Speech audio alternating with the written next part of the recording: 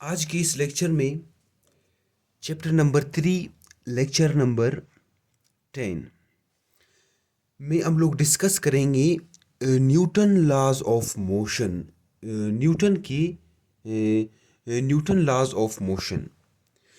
Newton ने अपने laws of motion को पेश किए थे 17th सेंचुरी में अपने एक मशहूर किताब प्रिंसिपिया ऑफ मैथमेटिक्स या फिर प्रिंसिपिया मैथमेटिका में। डियर स्टूडेंट्स, ये जो न्यूटन के लॉज ऑफ मोशन है ये क्या करती है, ये रिलेशनशिप को, ये आपको रिलेशनशिप बताती है, ये रिलेशन शो करती है किस चीज़ के बारे में? Force force and acceleration. Force और एक्सेलरेशन के दरमियान आपको क्या बताएंगे? रिलेशनशिप बताएंगे। फोर्स और एक्सेलरेशन के दरमियान क्या ताल्लुक है? आप न्यूटन के फर्स्ट लॉ से, न्यूटन के जो लॉज ऑफ मोशन है वो आपको डिफाइन करती है फोर्स और एक्सेलरेशन के दरमियान रिलेशनशिप। ठीक है, अभी हम लोग क्या करती है, न्यूटन का जो फर्स्ट लॉ है, फर्स्ट लॉ, न्यूटन का फर्स्ट लॉ, उसे हम लोग लॉ ऑफ इनर्शिया भी कहते हैं।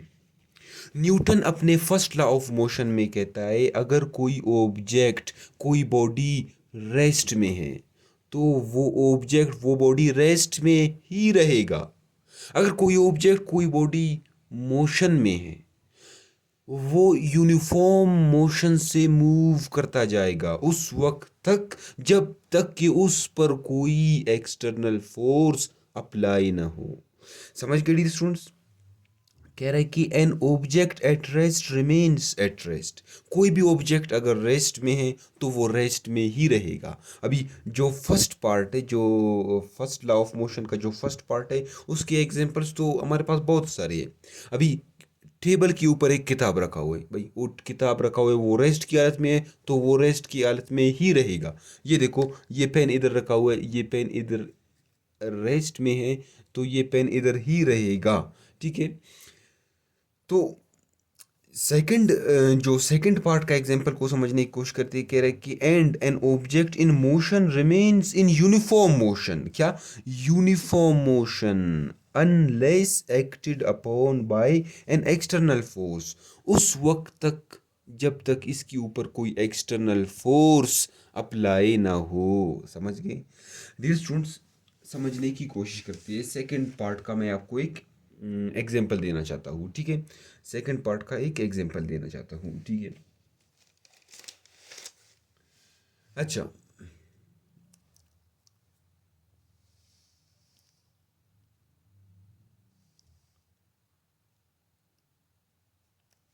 समझने की कोशिश करती है।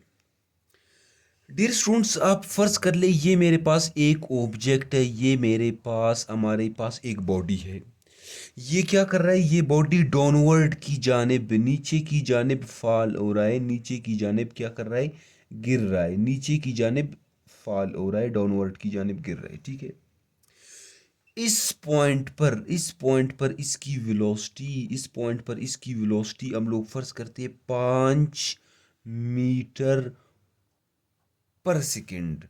इस पॉइंट के ऊपर इसकी वेलोसिटी, इस ऑब्जेक्ट की वेलोसिटी है 8 मीटर पर सेकंड। डियर स्टूडेंट्स, ये ऑब्जेक्ट नीचे आ रहा है, इस पॉइंट पर इसकी वेलोसिटी है 10 मीटर पर सेकंड। इस पॉइंट के ऊपर इसकी वेलोसिटी है 10 मीटर पर सेकंड।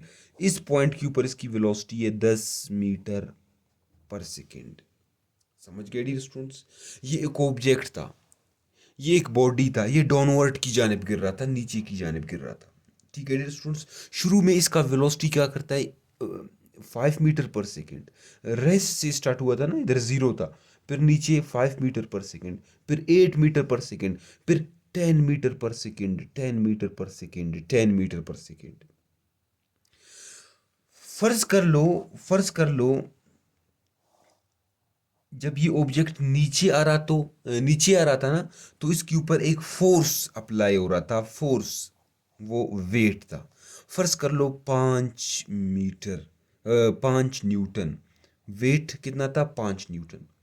अच्छा, इस पॉइंट के ऊपर देखो 10 मीटर पर सेकंड की वेलोसिटी से नीचे आ रहा है, 10 मीटर पर सेकंड, 10 मीटर। अच्छा, जब ये ऑब्जेक्ट यहां से नीचे आ रहा था ना, तो एक और भी फोर्स इसे लग रहा था ऊपर की जानिब, उसे हम लोग क्या कहते हैं, normal force. Normal force, normal force वो भी कितना था, 5 न्यूटन फर्ज कर ले। इस पॉइंट के ऊपर जो वेट है वो भी 5 न्यूटन, नॉर्मल फोर्स भी 5 न्यूटन। ये दोनों क्या करेंगे, एक दूसरे को कैंसिल करेंगे। उसके बाद एक्सटर्नल फोर्स जीरो होगा। एक्सटर्नल ऑब्जेक्ट यूनिफॉर्म वेलोसिटी से नीचे आएगा, समझ गए, ऑब्जेक्ट यूनिफॉर्म वेलोसिटी से नीचे आएगा। अच्छा, जो न्यूटन का फर्स्ट लॉ है उसका जो मैथमेटिकल फॉर्म है, मैथमेटिकली हम लोग किस तरह डिफाइन करते हैं फर्स्ट लॉ ऑफ मोशन को, हम कहते हैं, न्यूटन अपने फर्स्ट लॉ में कहता है, अगर अगर अगर क्या, अगर फोर्स जीरो के बराबर है, अगर फोर्स जीरो के बराबर है, मतलब तो एक्सिलरेशन भी क्या होगा, एक्सिलरेशन भी जीरो होगा, समझ गए।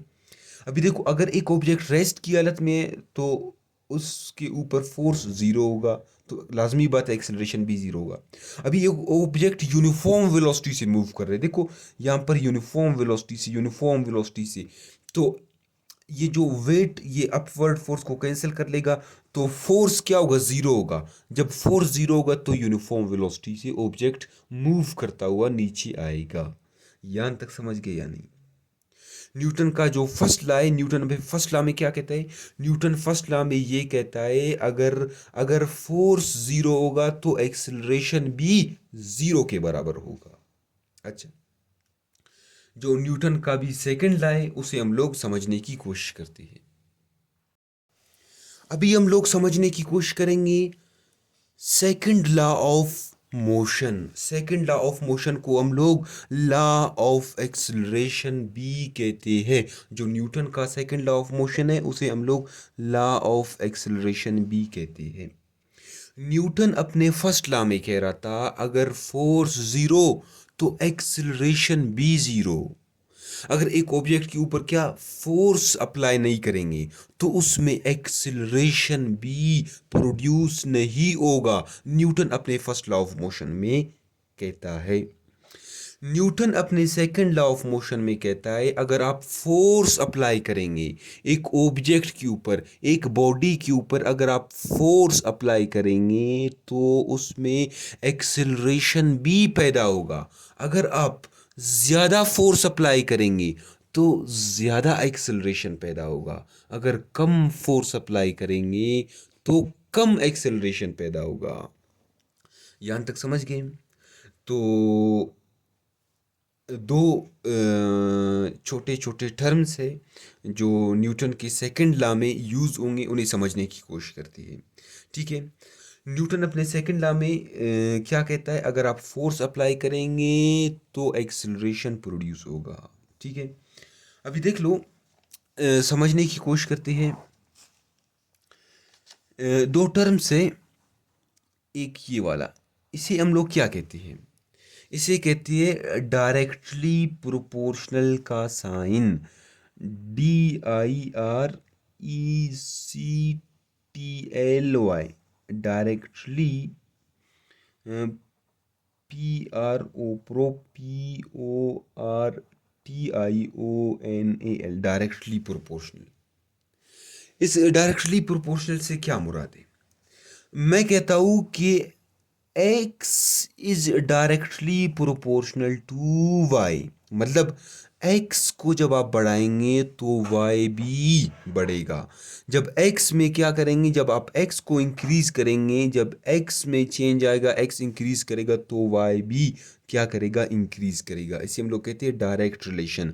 डायरेक्टली मैं कहता हूँ x is directly proportional to y, मतलब किस तरह, फर्ज कर लो मैं कहता हूँ एक पेन की कीमत, एक पेन की कीमत अगर 5 रुपए है, एक पेन की कीमत, एक पेन की कीमत अगर 5 रुपए है, तो बताओ 10 पेन की कीमत कितने, कितने रुपए होंगे 10 पेन की कीमत?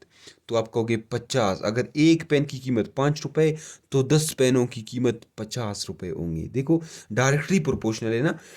एक पेन तो 5 रुपए, अभी पेन 10 हो गए तो पैसे 50 हो गए। एक चीज को इंक्रीज करेंगे दूसरा चीज खुद ब खुद इंक्रीज करे, हम उसे क्या कहते हैं? डायरेक्ट रिलेशन कहते हैं, डायरेक्टली प्रोपोर्शनल कहते हैं। ठीक है। अच्छा, दूसरा दूसरा होता है इनवर्सली। क्या इनवर्सली प्रोपोर्शनल? क्या इनवर्स? INVERSELY,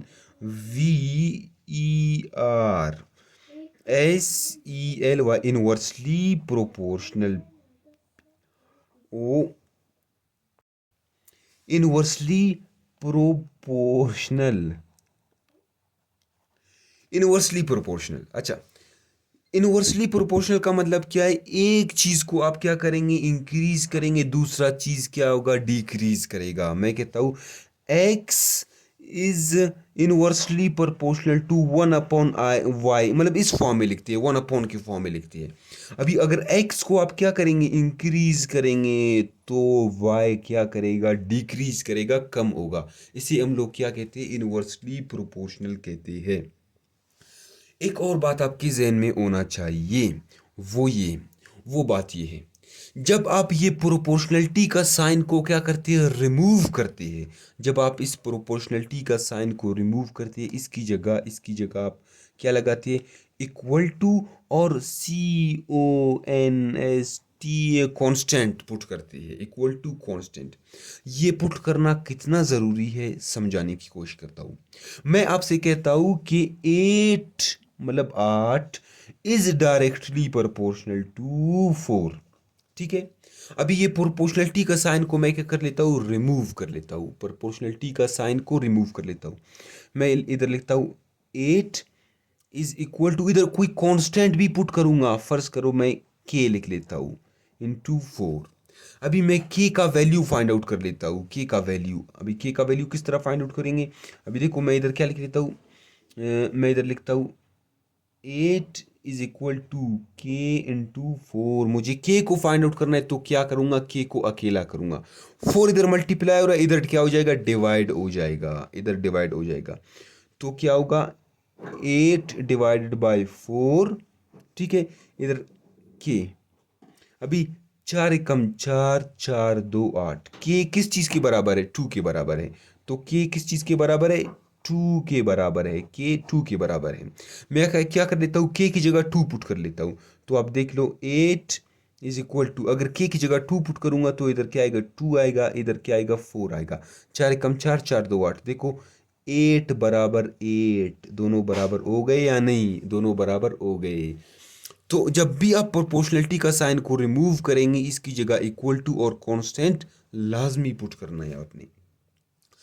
अभी हमारे पास 3 मेथड्स हैं। कितने मेथड्स है? 3 मेथड्स है सेकंड लॉ ऑफ मोशन को प्रूव करने के। हमारे पास 3 मेथड्स है। अच्छा, न्यूटन अपने फर्स्ट लॉ में क्या कहता है? फर्स्ट लॉ में समझाने की कोशिश करता हूं।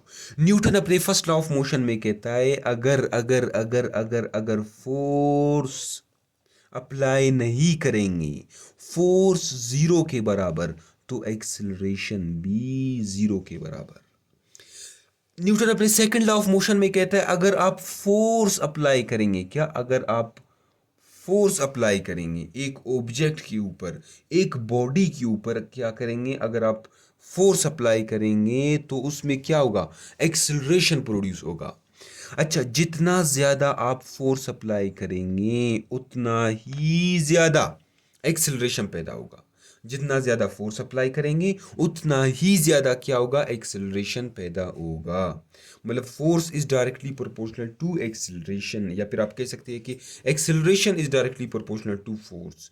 जितना ज्यादा एक्सिलरेशन पैदा होगा उतना ही ज्यादा क्या? फोर्स अप्लाई करेंगे, मतलब उतना ही ज्यादा फोर्स होना चाहिए। अच्छा, दूसरी बात क्या कहते हैं? दूसरी बात कहता है कि जो आपका एक्सिलरेशन है, जो वो क्या है, चल इसको बाद में समझने की कोशिश करते हैं।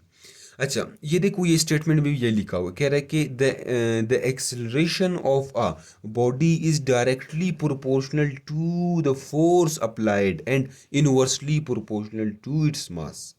सही है। समझने की कोशिश करते हैं। इधर देख ले डियर स्टूडेंट्स, इधर देख ले। तीन मेथड्स है हमारे पास। तीन मेथड से हम लोग क्या करेंगे, जो न्यूटन का सेकंड लॉ है, जो फार्मूला है F=m, उसे प्रूव करने की कोशिश करेंगे।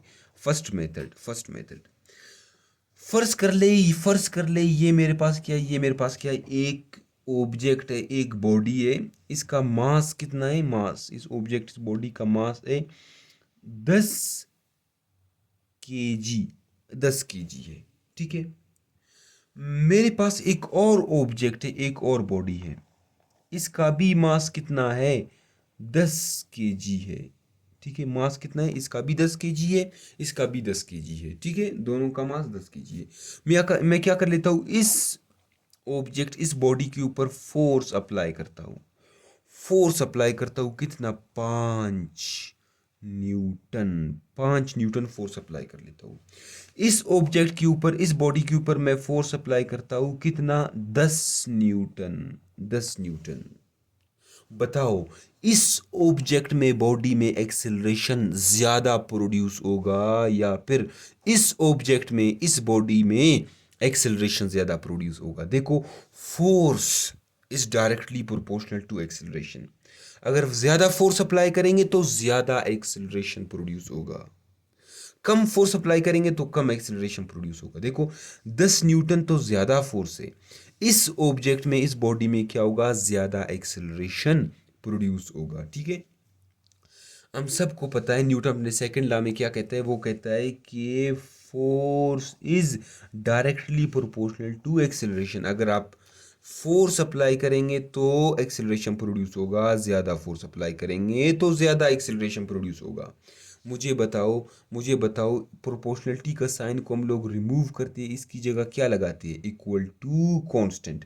अभी इस केस में क्या कांस्टेंट है, क्या फोर्स कांस्टेंट है? आप कहोगे नहीं, पहले आप 5 न्यूटन फोर्स अप्लाई कर रहे थे, फिर 10 न्यूटन, बॉडी पहली मर्तबा भी 10 kg के बराबर, फिर सेकंड ऑब्जेक्ट भी 10 kg के बराबर, मतलब मास क्या है, सेम है, कांस्टेंट है। तो मास आप क्या करेंगे, कांस्टेंट पुट करेंगे, ये ए एज इट इज आएगा। देखो देखो, प्रूव हो गया, F=ma। ये न्यूटन का सेकंड लॉ ऑफ मोशन है। According to Newton second law, F=ma force का फार्मूला है ये। आप मास को मल्टीप्लाई करें एक्सेलरेशन के पास, एक्सेलरेशन से आपके पास फोर्स फाइंड आउट होगा। ये मेरे पास क्या था, फर्स्ट मेथड था। अभी सेकंड मेथड को समझने की कोशिश करते हैं, सेकंड मेथड को। ठीक है, इधर देख लिया आप।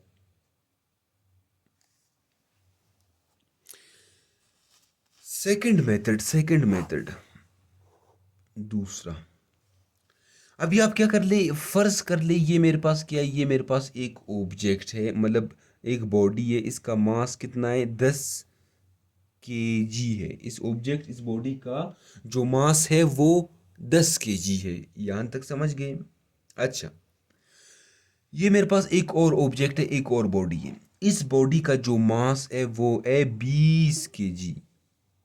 ठीक है, इस ऑब्जेक्ट इस बॉडी के ऊपर मैं फोर्स अप्लाई करता हूं कितना, 10 न्यूटन। इस ऑब्जेक्ट के ऊपर भी मैं फोर्स अप्लाई करता हूं कितना, 10 न्यूटन। हम सबको पता है न्यूटन के सेकंड लॉ ऑफ मोशन से क्या कह रहा है ये, Newton second law of motion में क्या कह रहा है कि the acceleration of a body is directly proportional to the, ठीक है, the acceleration of a body is directly proportional to the force applied and inversely proportional to its mass. अभी देखो, inversely proportional to its mass, जो